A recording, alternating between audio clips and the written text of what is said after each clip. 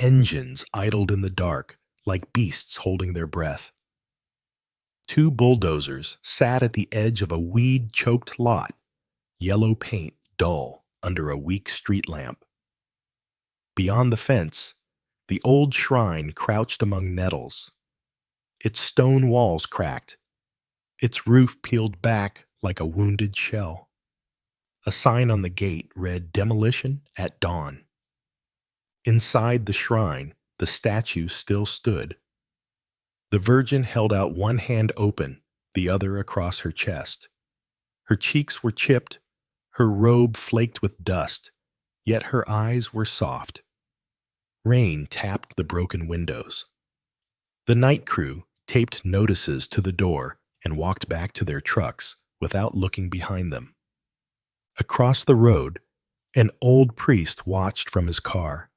Father Elias had argued at the council meeting until his voice went thin.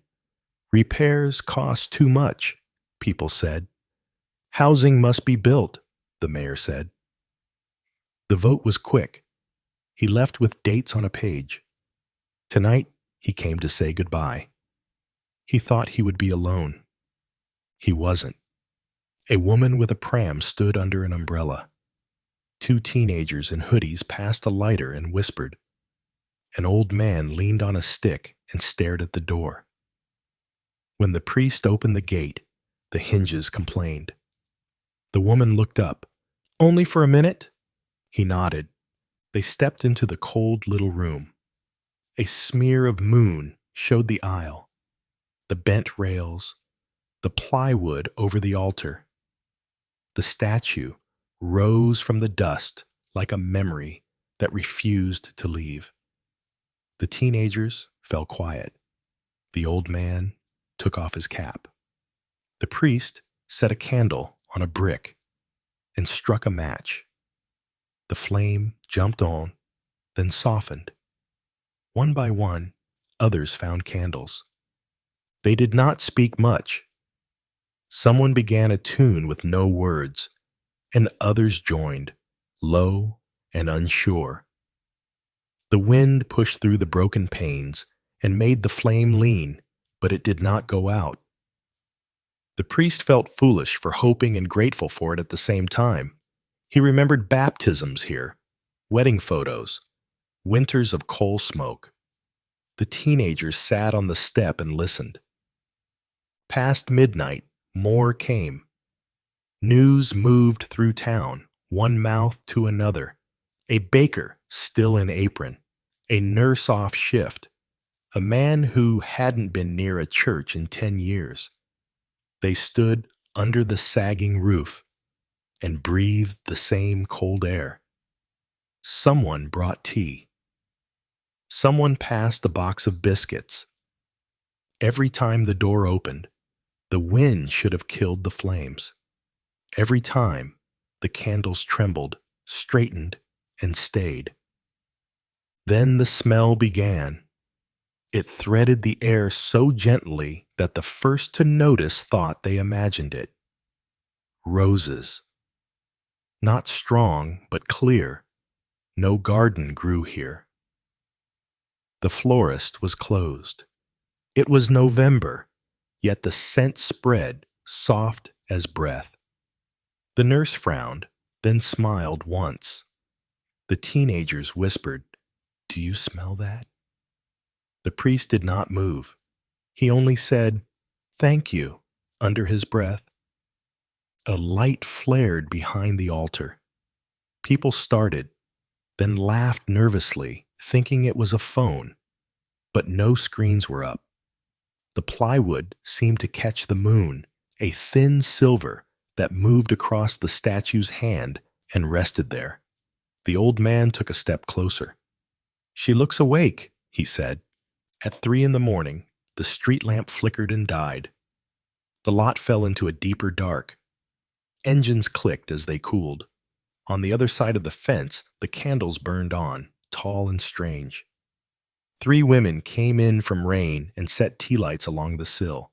A gust shoved through the door and blew hair and hortier paper, but the flames held. Father Elias checked his watch. "Go home," he said softly.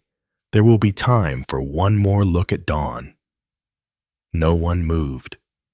The pram mother hummed, and the baby hummed back. The nurse leaned her head against a pillar and closed her eyes. At first light, the workers returned.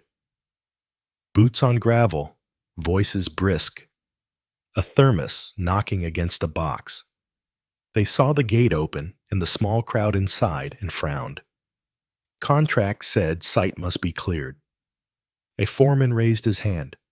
We'll start the engines, he called out. You'll need to step out.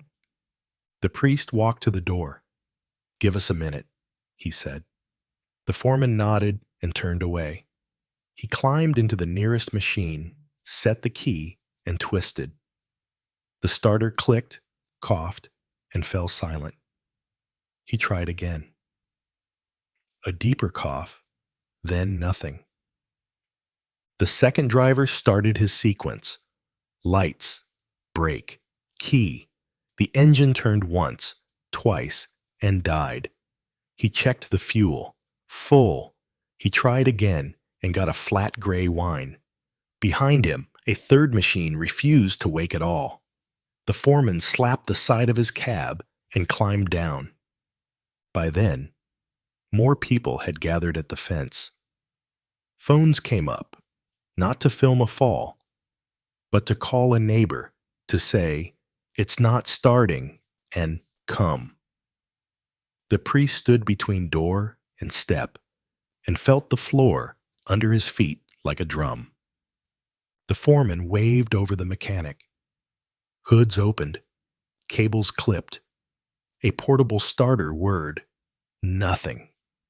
The mechanic swore, then softened his voice as if not to spook a horse. They all ran last night, he said. He wiped his hands on a rag and looked past the priest into the dim room. The candles burned. The smell of roses drifted out into the morning. The mechanic closed his eyes for a second he would later deny. Try again, he said. The engines would not come. The crowd did. The priest felt something settle over the yard, a quiet insistence, like a soft hand laid on a shoulder. He was not a man of signs. He was a man of roofs and leaky gutters. Still, he raised his hand the way the foreman had raised his, and he said, "Leave the machines. Come in." And they did. By sunrise, the news had already run through the town like fire through dry grass. People who had never cared for the old shrine before now spoke of it with a mix of shame and wonder. They had walked past it for years, eyes on their phones, cars rushing by, weeds climbing higher with every season. But now the story spread in whispers. The bulldozers would not start. The candles would not go out.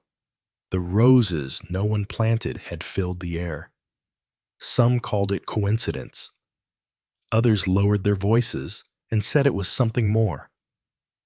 That morning, an old teacher named Paolo arrived with a leather satchel full of papers. He had been retired for years, but he still kept the parish archives in his study. He spread them on the hood of a car outside the fence. Faded letters, photographs, hand-drawn maps.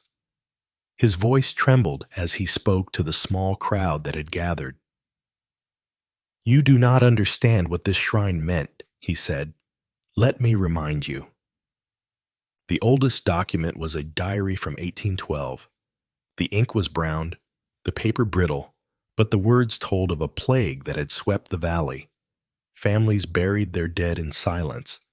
Food was scarce. Hope was thin. When the sickness at last receded, the survivors built the shrine. Each family carried one stone and set it in place. The diary described mothers pressing their infants to the Virgin's feet, asking that they never again face such fear. Paolo tapped the page. It was built with tears. It was not decoration. It was a promise. Another paper told of a storm in 1847. Lightning struck the hill again and again. Fields were burned, houses splintered, but when the storm cleared, the shrine stood untouched. Farmers came at dawn and found the candles still lit inside. They knelt in mud and whispered thanks. A photograph showed soldiers kneeling in the doorway before marching to war in 1915. Behind them, the Virgin stood as always, one hand extended, one hand across her chest. According to a letter, many of those soldiers never came back, but their families returned to the shrine with flowers and kept their memory alive there. Paolo folded his hands. You think this is only stone, but stone remembers. We let it fall to weeds, and perhaps that is why the engines failed, not because of broken wires, but because of broken memory. His words hung in the morning air. Some nodded, others looked away, ashamed. That night, more people returned. They brought lanterns, blankets, food. Families who had not spoken in years walked side by side. The teenagers who had snickered now carried candles. An old woman sang a hymn she had not sung since childhood. Her voice cracked but strong. The air filled again with the smell of roses. The workers did not return. The company sent word that they would inspect the machines the next day. Mechanics were sure they could find the fault. But when the next day came, the bulldozers still refused to start. Wires were checked, fuel drained and replaced, batteries swapped. The machines remained silent. One mechanic admitted quietly to his colleague, "It's like they don't want to move." He said no more. The mayor called a meeting at the town hall. His voice was firm, but his eyes tired. We need this land. The shrine is dangerous. If it falls, it could kill someone. The vote was made. We will try again. People shouted back. It is not just land, they said. It is our history. For the first time, the room was divided. Younger citizens pushed for demolition, saying memory alone could not feed families. Older ones clutched photographs and cried out that promises to heaven should not be broken. The meeting ended without agreement. Meanwhile, Paolo searched deeper. He found mention of a spring that once ran near the shrine. During a drought in the late 1800s, when wells ran dry, villagers prayed there. Days later, water began to flow from the ground at the foot of the hill. For years, the spring gave life, until it dried in the mid-20th century. Paolo walked there with two boys. They found the ground cracked, weeds thick, but the memory lived in stories told by grandparents. Father Elias, exhausted but steady, spent every night at the shrine. He listened to the murmurs, offered tea, held hands when tears came. He was no longer alone. People sat with him, sometimes in silence, sometimes telling their own memories. A wedding photo, a child healed after fever, a harvest that came when rain was prayed for. Each story layered on the others until the shrine no longer felt abandoned. It was awake again. On the third night, something else happened. A little girl wandered to the statue and placed a daisy at Mary's feet. The petals glowed faintly in the candlelight. Her mother tried to call her back, but the child stayed, touching the stone hand gently. "She's warm." the girl whispered. Some laughed nervously, others froze. The priest bent low and touched the same hand. It was stone, cold, yet he said nothing. Word spread again. The crowd grew larger. Not everyone believed, but everyone came. Some came to pray, others to argue, still others simply to see. The shrine, once silent, now breathed with voices at every hour. The demolition date was pushed back again. The company grew impatient. They brought new machines from a different yard, swearing nothing would stop them. The mayor gave his approval. Posters went up announcing the final clearance, but each night more candles were lit, more roses filled the air, and the people's voices grew stronger. It was no longer only about stone. It was about memory, about promises buried under weeds, about a community rediscovering itself in the flicker of light on cracked walls. Even those who had voted for demolition began to hesitate. A baker who had once shouted, "Tear it down," now stood with his daughter holding flowers. A mechanic who had cursed the machines now sat quietly in the back row of the vigil. Father Elias knew the council still held the power, but he also knew something had shifted. The shrine had spoken, not with thunder, but with the steady persistence of roses and flames. It was enough to turn hearts. But the true test had not yet come. The machines would return, louder, stronger, determined, and only then would the final answer be known. The morning of the final demolition arrived with a sharp, cold sky. Clouds hung low, and the ground was damp from night rain. At the edge of the lot, 3 fresh bulldozers stood in a row, their paint new, their engines tested twice before leaving the yard. This time, the company meant business. Mechanics swore nothing would go wrong. The mayor stood nearby with a clipboard, lips pressed thin. He avoided the eyes of the crowd that had gathered at the fence. The people had come in greater numbers than ever. Families with children, old couples leaning on each other, students still in jackets from the night vigil.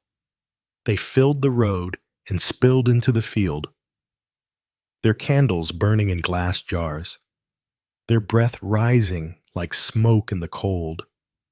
No one shouted. No one waved signs. They simply stood, waiting. The shrine, broken roof and all, looked smaller than ever under the gray sky.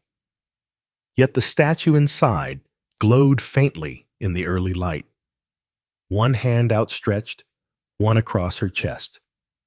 Father Elias stood at the door, holding his prayer book, but not opening it. He looked tired, but his eyes were steady.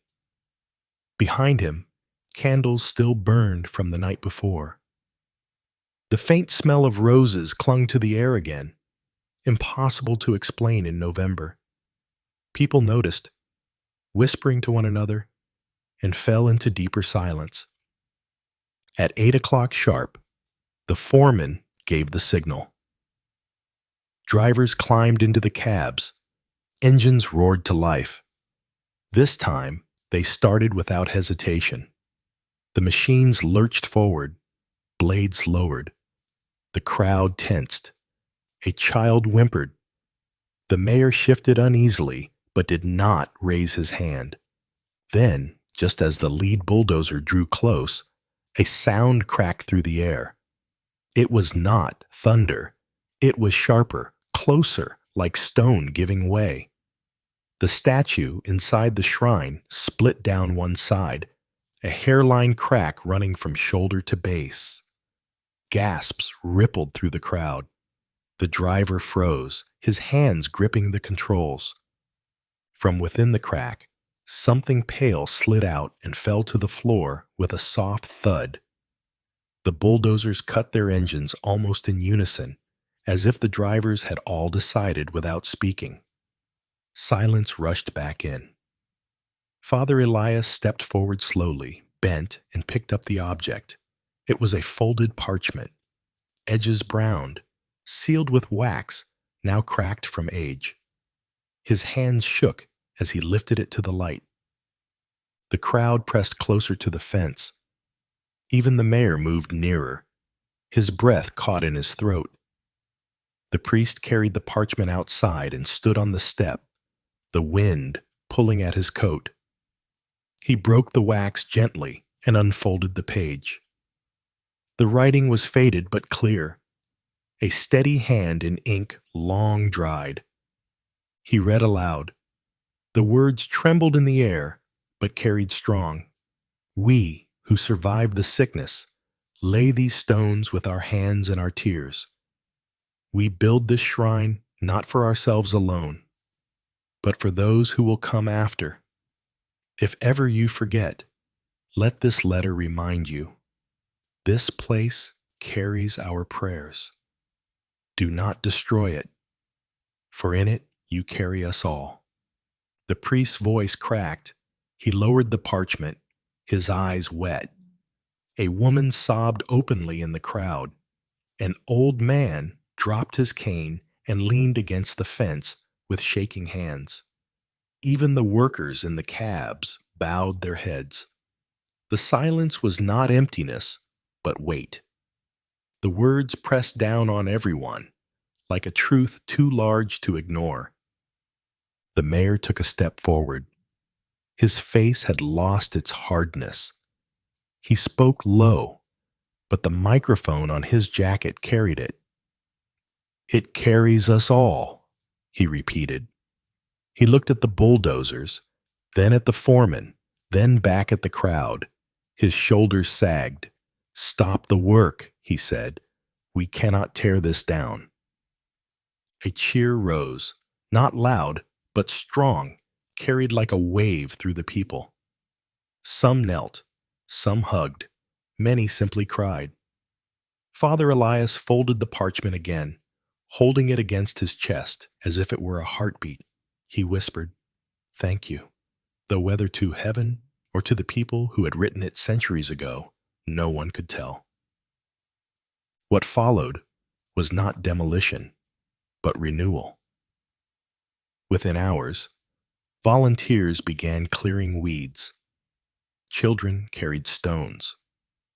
Carpenters offered their skills, masons their tools. Even the drivers of the bulldozers, relieved of their task, stepped down and joined the work. The mayor stayed, signing a new order to protect the site. Paolo brought his satchel of documents and placed them on a table inside the shrine. The parchment was sealed in a glass case, safe but visible to all.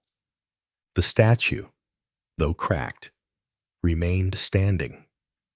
Craftsmen stabilized it, leaving the line visible as a scar, a reminder of the moment it revealed its secret.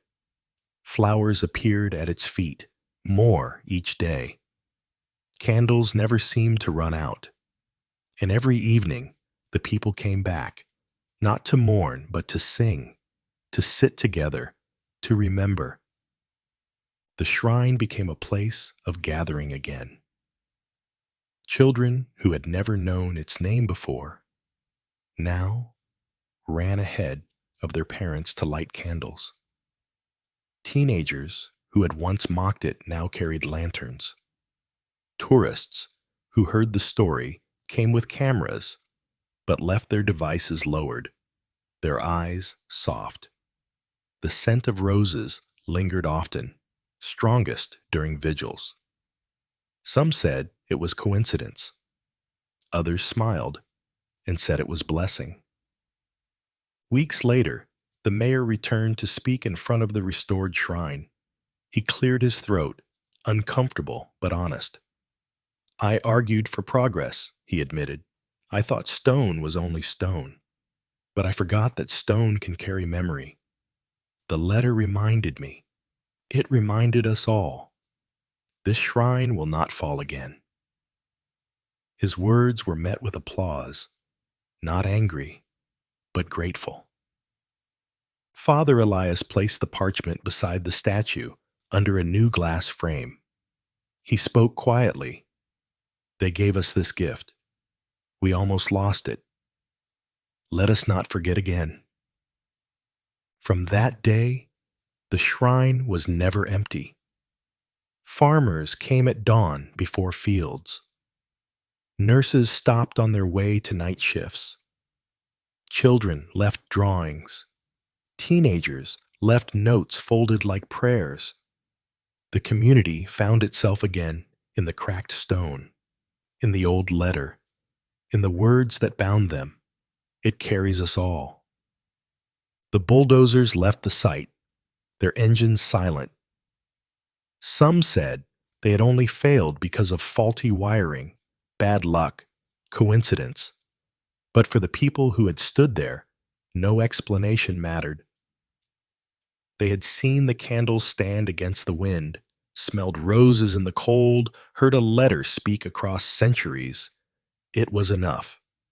The shrine, once forgotten, stood alive again.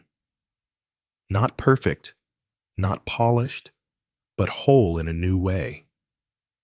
Its scars were its strength, its survival, its story. And in that story, the town found itself renewed.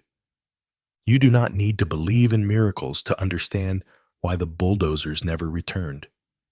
You only need to hear the words on the parchment carried out of stone into light. Do not destroy it, for in it you carry us all. The weeks after the shrine's salvation changed the rhythm of the town in ways no council meeting or housing project ever could have. Streets that had once been empty at night now glowed with the soft light of candles carried in paper cups. Families walked together instead of hurrying home alone. Children skipped ahead to place flowers at the steps of the shrine, their laughter echoing where silence had once reigned. The cracked statue, no longer just a relic gathering dust, had become the heart of something living again. Restoration began slowly. Volunteers patched the roof with donated tiles. Carpenters fitted new beams where the wood had rotted through.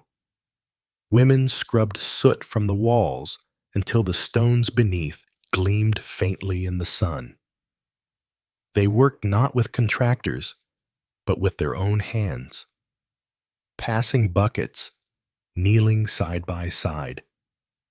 Every nail, every brushstroke, every lifted stone was an offering.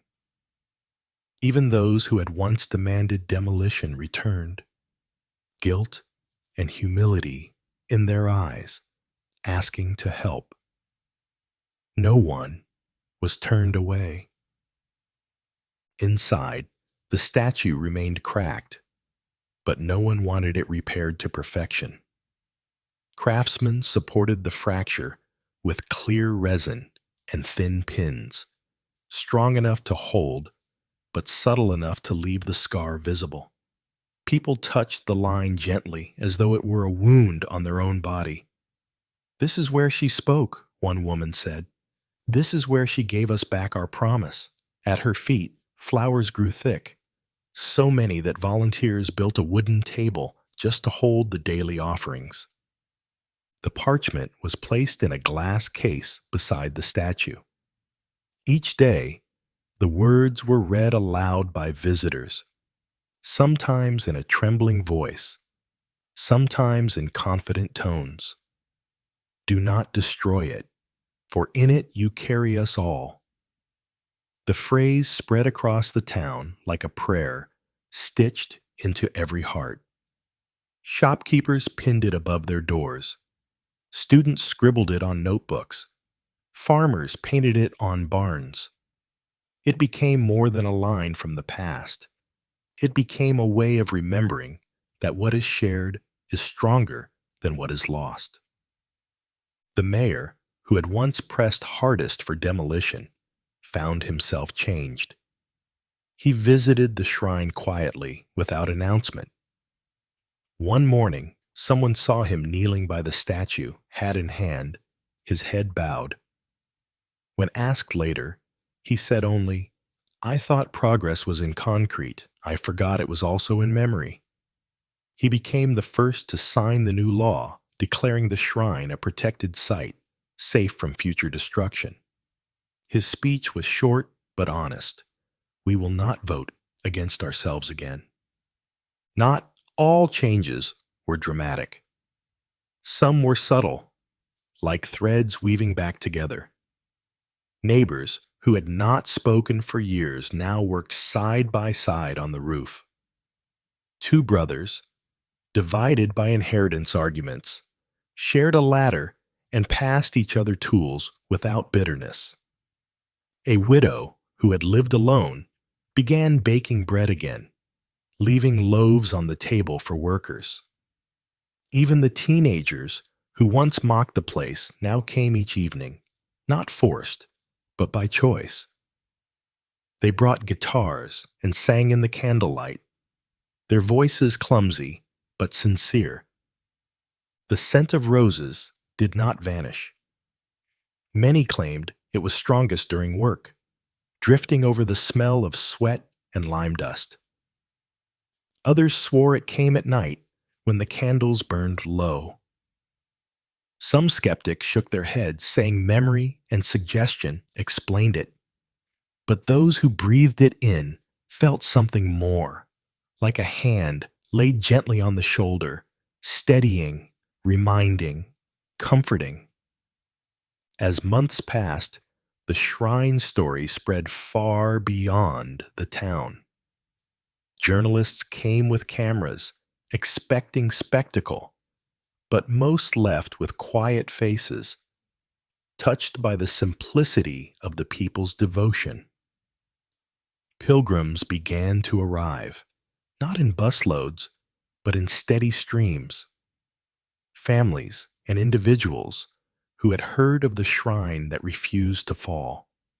They left notes and flowers, lit candles, and carried the story home with them. The small town that had once wanted to forget its shrine now found itself known across regions. But it was not fame that mattered. It was the renewal of belonging. A farmer said it best at a gathering one evening. We thought we had lost our heart, but when the bulldozers came, we remembered it was still beating. His words drew nods and tears. That night, they sang longer than usual, voices carrying into the fields. The children grew up with the shrine as part of their daily lives, not a ruin whispered about, but a living place. They played games outside its door, chasing each other among the candles.